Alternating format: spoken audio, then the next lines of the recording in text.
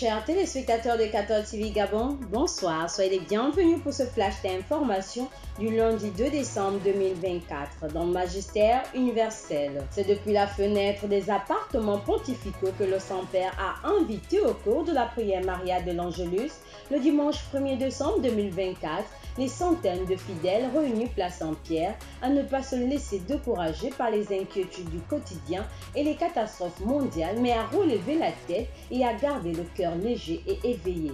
Cette invitation du Saint-Père rejoint celle de Jésus, extraite de l'Évangile de Saint Luc au chapitre 21, versets 25 à 28, suivi des versets 34 à 36, dans lequel il adresse à ses disciples une parabole d'espérance.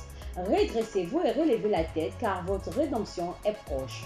Pour terminer, le pape François a déclaré que ce temps de l'Avent soit une occasion précieuse d'élever notre regard vers celui qui allège nos cœurs et nous soutient sur notre chemin.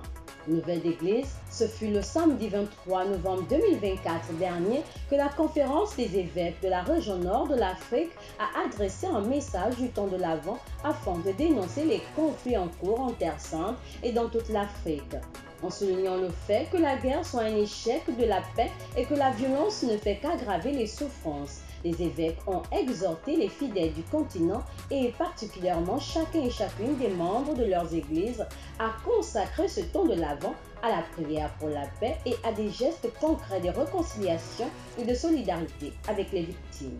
La communauté paroissiale de Saint-André des Trois-Quartiers était en effervescence le dimanche 1er décembre 2024 lors de la célébration de la messe de clôture du jubilé des 60 ans d'existence de cette paroisse. Cette messe du jubilé des noces de diamant a été présidée par son Excellence Monseigneur Jean-Patrick Ibaba, archevêque métropolitain de Libreville, en présence de Monseigneur Basile Véhengon, évêque émérite de Libreville, du curé Monseigneur Rufin Goubou, des prêtres et des religieux et religieuses.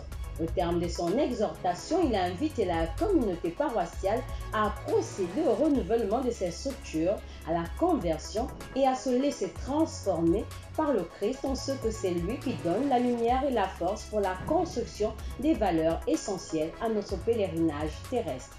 Le métropolitain de Libreville a bouclé cette célébration eucharistique par la fermeture de la porte sainte de la paroisse Saint-André, marquant ainsi la clôture du jubilé de ses 60 ans d'existence. Clôture du mois de novembre, mois dédié aux fidèles défunts.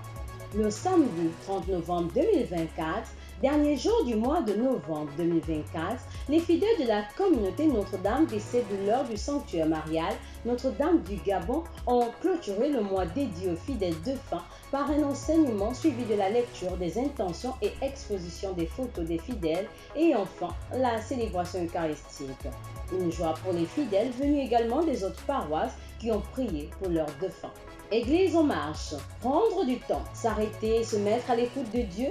Tel est le but que se sont fixés au cours de la journée du dimanche 1er décembre 2024 les fidèles de la cathédrale Saint-Louis de Port-Gentil afin de mieux rentrer dans ce temps de l'Avent. Au cours de cette récollection, Monseigneur Fabrice Kinga, administrateur de la dite cathédrale, a opté pour la découverte et la compréhension d'un document tiré du livre de Romains au chapitre 5, verset 8. L'espérance ne déçoit pas.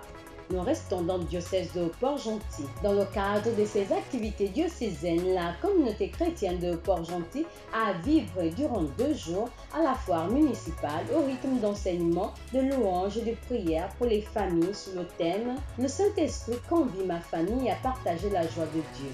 Cette rencontre qui s'est déroulée du vendredi 29 au samedi 30 novembre 2024 dernier a été conduite par son Excellence Monseigneur Ezebu Chinekezi Obona Manao, évêque du diocèse de Port-Gentil qui, à la fin de la messe, a procédé à la bénédiction des jeunes et des familles.